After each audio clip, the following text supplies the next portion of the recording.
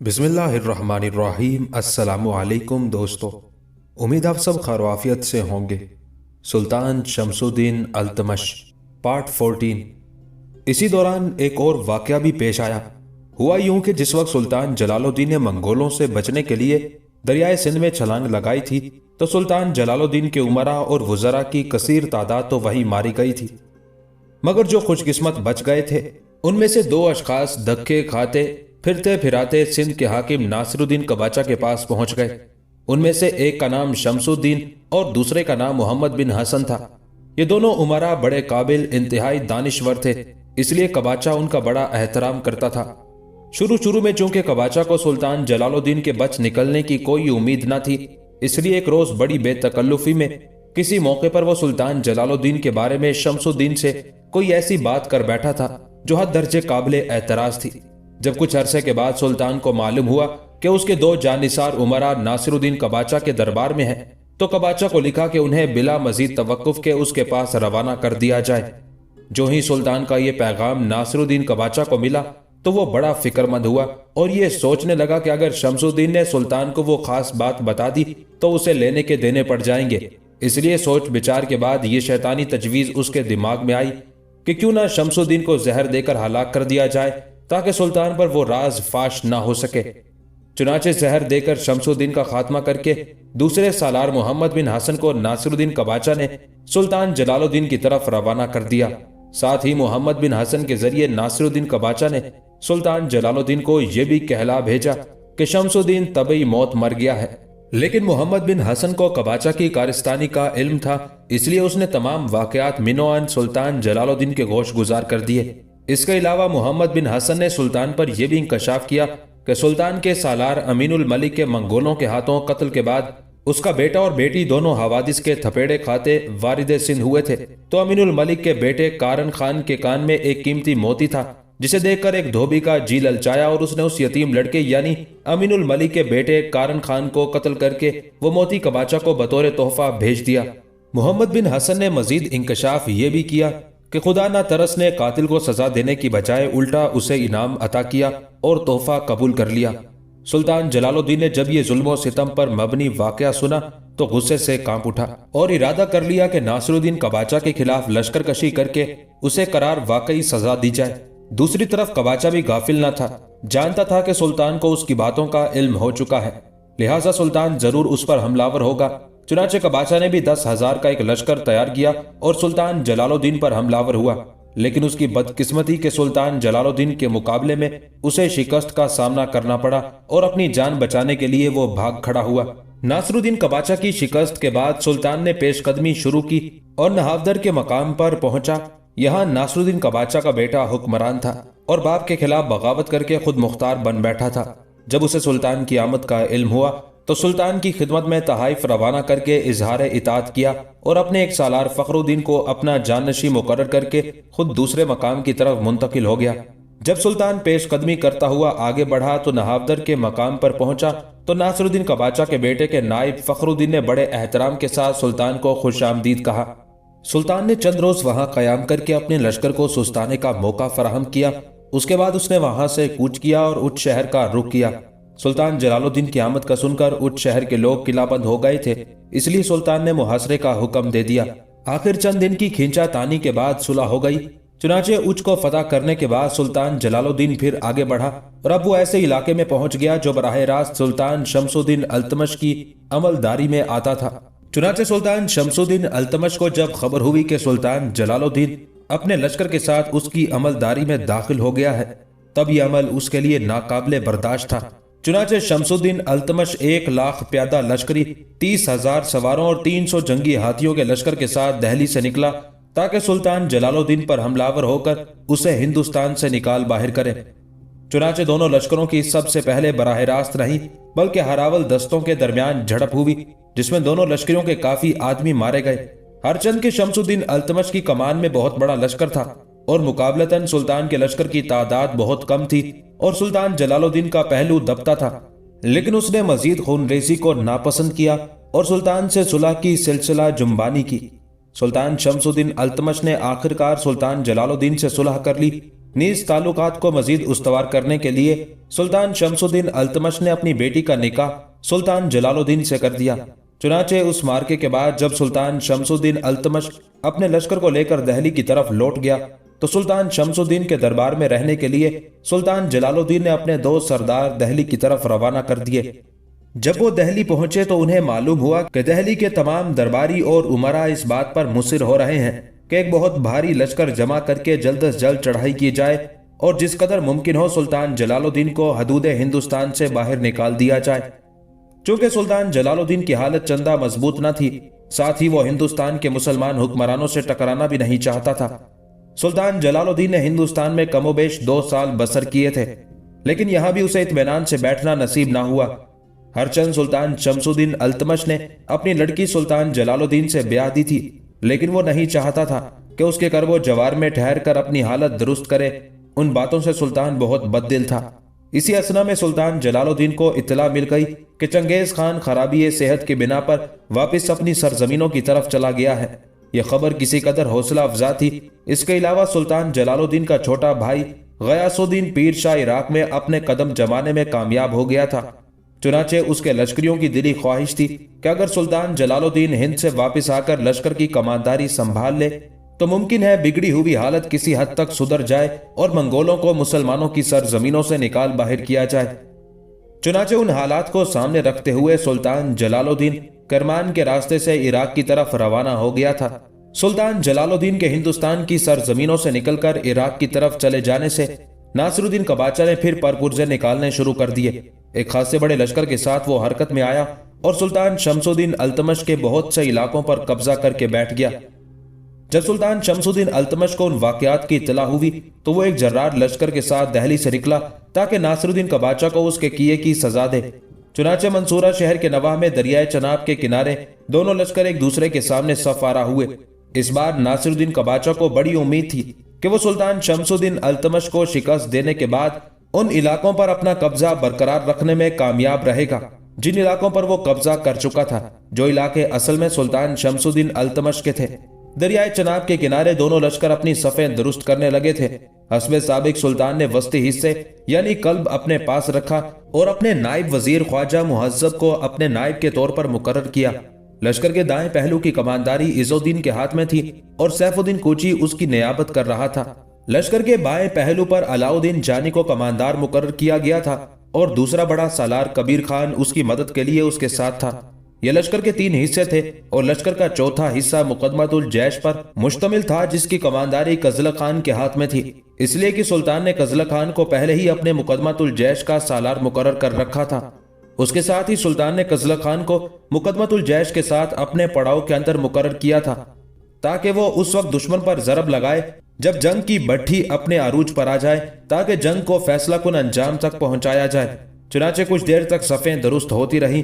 उसके बाद जंग की इब्तदा नासिरुद्दीन कबाचा ने की थी, इसलिए कि इस बार कबाचा बड़ी उम्मीद रखता था कि कामयाबी उसी की होगी। लिहाजा अब अपने उन्हीं इरादों, उन्हीं ख्वाहिशों को सामने रखते हुए कबाचा ने अपने लश्कर को आगे बढ़ाया। फिर वो सुल्तान शमसुद्दीन अल्तमश के लश्कर पर सीनों में तलातुम खड़े करके खूंबार मंजरों की निशानदही करते आग और खून के पैगाम की तरह टूट पड़ा था। नासिरुद्दीन कबाचा के साथ ही साथ सुल्तान शमसुद्दीन अल्तमश, इज़ुद्दीन और अलाउद्दीन जानी भी हरकत में आए। वो भी नासिरुद्दीन कबाचा के लश्कर पर मौत व हयात की कश्मकश में, इरादों में जिल्लत व पसपाई भरते खूनी कैफियत के शरारे और सितारों के काफलों पर कमंद डाल देने वाले तकदीर के बदतरीन भगोलों की तरह हमलावर हो गए थे। यूं दरियाए चनाब के किनारे दोनों लश्करों के टकराने से माहौल के तपते सहरा में हयात के गोशे वैरान होने लगे थे। हल्काए जिंदान की तरह आंखों की सहरकारी उदास होना शुरू हो गई थी। बड़े बड़े शमशीर जन और जंगजू, बड़े सोलत जन और तैग जन खुददारियों के खून को अर्जा करके फर्शे जमीन को रंगीन करने लगे थे। बड़े बड़े सूरमा, जंग का बेहतरीन तजर्बा रखने वाले, धुनकी हुई रुई और पाश पाश हो जाने वाले मिट्टी के प्यालों की तरह इधर उधर बिखरने लगे थे। हर कोई दूसरे की हालत साहिलों से धुतकारे हुए मल्लाहों और उदास खामोशियों की तल्ख यादों सी बनाने का तहिया किए हुए था। कुछ देर घमसान का रन पड़ा और जिस वक्त दोनों लश्कर बुरी तरह एक दूसरे से टकरा रहे थे, قزلہ خان بھی اس وقت اپنے مقدمۃ الجیش کے ساتھ اپنے پڑاؤ کے اندر موجود تھا۔ وہ اپنے لشکر کو حرکت میں لایا اور ناصر الدین قباچہ کے لشکر کے ایک پہلو پر نگر کو ویران کرتی اندھی جبلت جیسی آتش زنی اور خون ریزی کی طرح حملہ آور ہو گیا تھا۔ قزلہ خان کا یہ حملہ بڑا جان لیوا اور زوردار تھا، اور اسی حملے کے باعث ناصر الدین قباچہ کے لشکر کا پہلو مجروح اور ویران ہو کر رہ گیا تھا۔ جس پہلو پر قزلہ خان حملہ آور ہوا تھا اس کے لیے دو مصیبتیں اٹھ کھڑی ہوئی تھی۔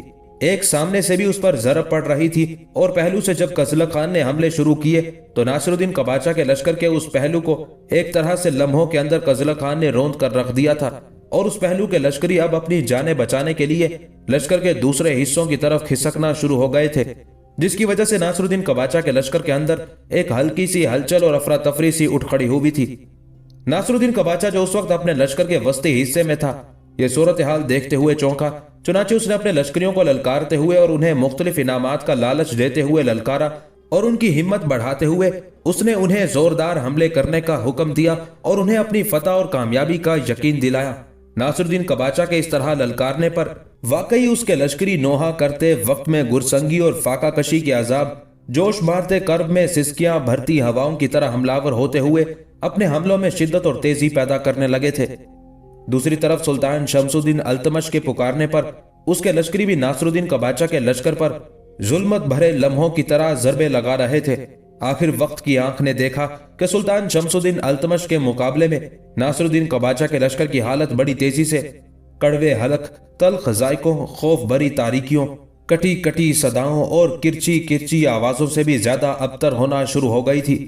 تھوڑی دیر کی مزید جنگ کے بعد ناصر الدین قباچہ نے اندازہ لگا لیا کہ اس کی شکست یقینی ہے، لہٰذا وہ شکست اٹھا کر بھاگ کھڑا ہوا۔ اس نے سندھ کا رخ نہیں کیا بلکہ وہ مغرب کی طرف بھاگا تاکہ سلطان شمس الدین التمش اس کا تعاقب نہ کرے۔ جس وقت ناصر الدین قباچہ شکست اٹھا کر بھاگا تھا اس وقت بھی اس کے پاس ایک خاصا بڑا لشکر تھا، چنانچہ وہ سیدھا غزنی کی طرف گیا اور غزنی کے قرب و جوار میں جو خلجی آباد تھے جن کی تعداد ہزاروں میں تھی ان پر حملہ آور ہوا اور انہیں بے پناہ نقصان پہنچایا۔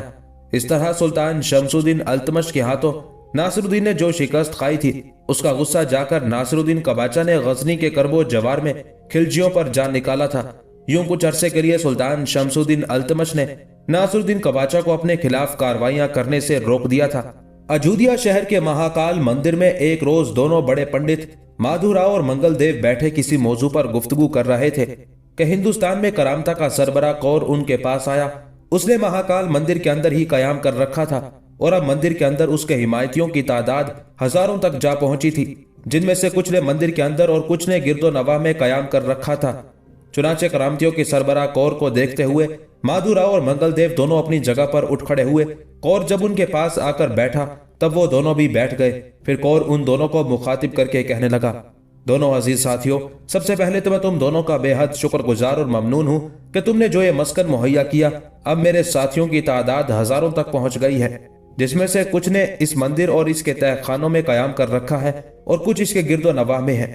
چنانچہ یہاں اپنی اس قدر طاقت و قوت کو دیکھتے ہوئے آج میں نے فیصلہ کیا ہے کہ اب میں دہلی میں سلطان شمس الدین التمش پر حملہ آور ہوں گا اور اس کا قصہ تمام کر دوں گا تاکہ ہندوستان میں مسلمانوں کی حکومت ہی کا خاتمہ ہو جائے۔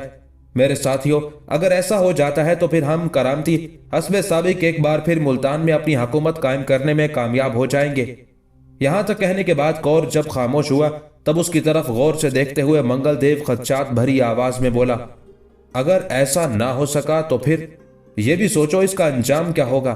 منگل دیو کے ان الفاظ پر کور کے چہرے پر تلخ سی مسکراہٹ نمودار ہوئی اور کہنے لگا، ایسا ہو کر رہے گا، اس لیے کہ ہم کرامتی جب کسی سے ٹکراتے ہیں تو پھر ہم کسی بھی صورت شکست قبول کرنے والے نہیں، یا تو کامیابی کو گلے لگائیں گے، دوسری صورت میں موت کو گلے لگا کر اپنا خاتمہ کر لیں گے۔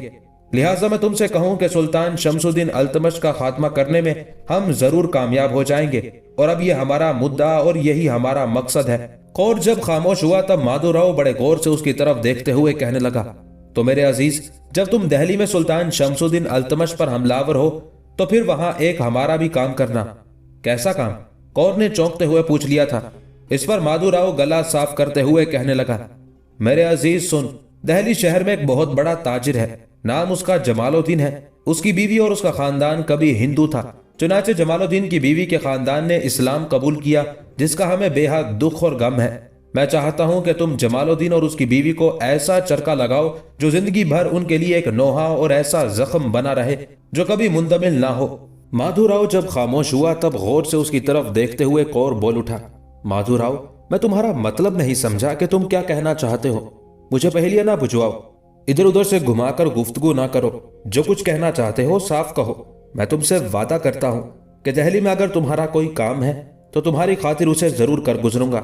उस मौके पर माधुराव ने अपने पहलू में बैठे अपने साथी मंगल देव पर एक गहरी निगाह डाली। उस निगाह के जवाब में मंगल देव ने असबात में गर्दन हिलाई। उसके बाद माधुराव एक बार फिर कौर को मुखातिब करते हुए कह रहा था, जैसा कि मैं तुम्हें बता चुका हूं कि ताजिर जमालुद्दीन की बीवी और उसका जो खानदान है वो हिंदू था। उसने इस्लाम कबूल किया और हम उस खानदान को उसकी सजा देना चाहते हैं। देखो, वो जमालुद्दीन जिसकी बीवी का ताल्लुक कभी हिंदू खानदान से था, उसकी 2 बेटियां हैं। एक का नाम रयान है, एक का नाम लबाना है। हमने उनसे मुतालिक बड़ी तफसील जान रखी है। मैं चाहता हूँ इस जमालुद्दीन की दोनों बेटियों को उठाकर तुम लाओ और उनका अक़द मैं यहाँ के हिंदू नौजवानों से करूंगा, ताकि हमारे दिल में जमालुद्दीन की बीवी के खानदान के इस्लाम कबूल करने की जो तलखी और करूद है वो जाता रहे।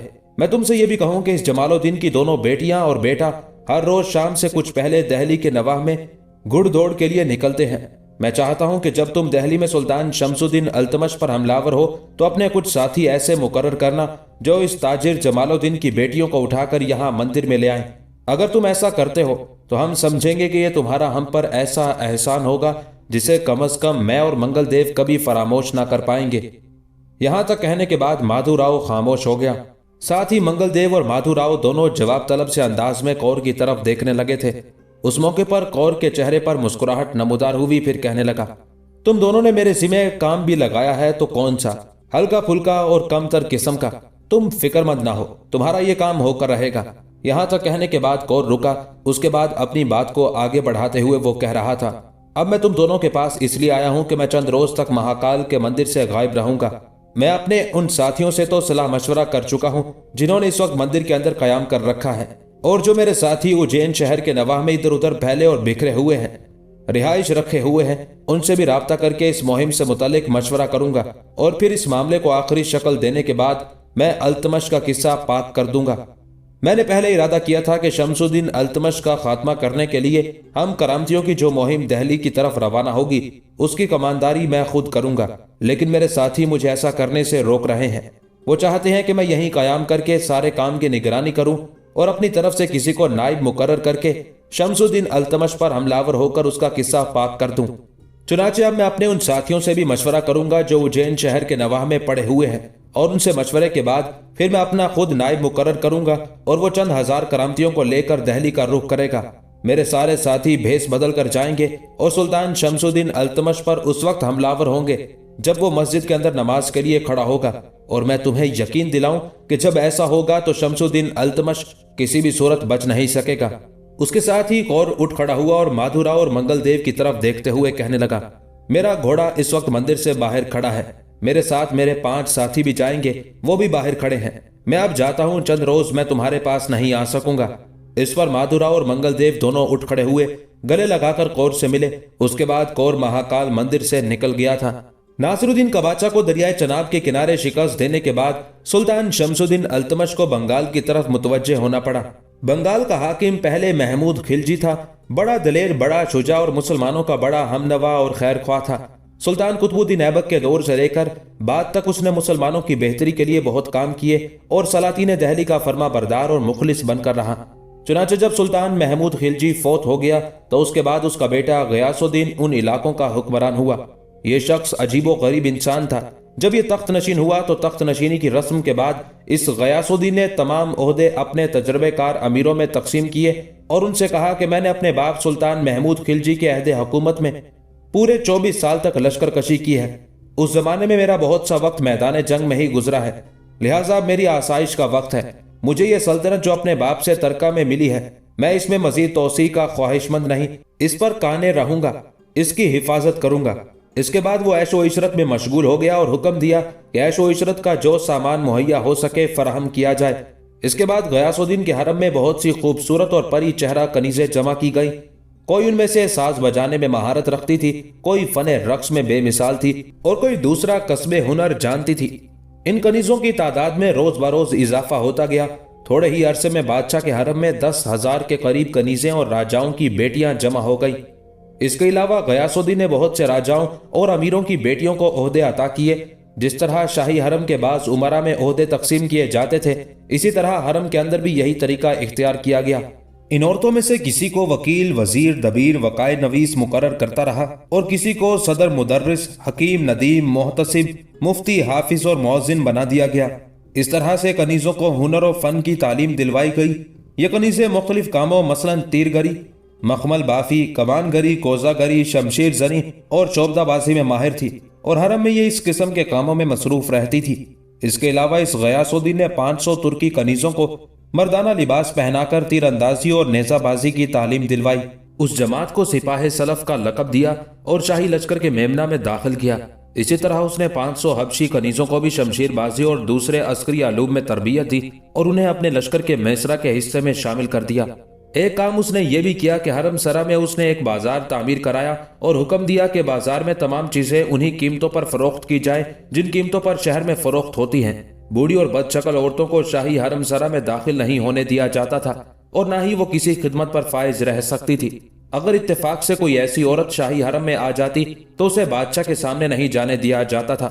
इसके अलावा इस गयासुद्दीन ने शाही हरम की तमाम औरतों को एक ही जितना गल्ला और यकसा जेब खर्च शुरू कर रखा था।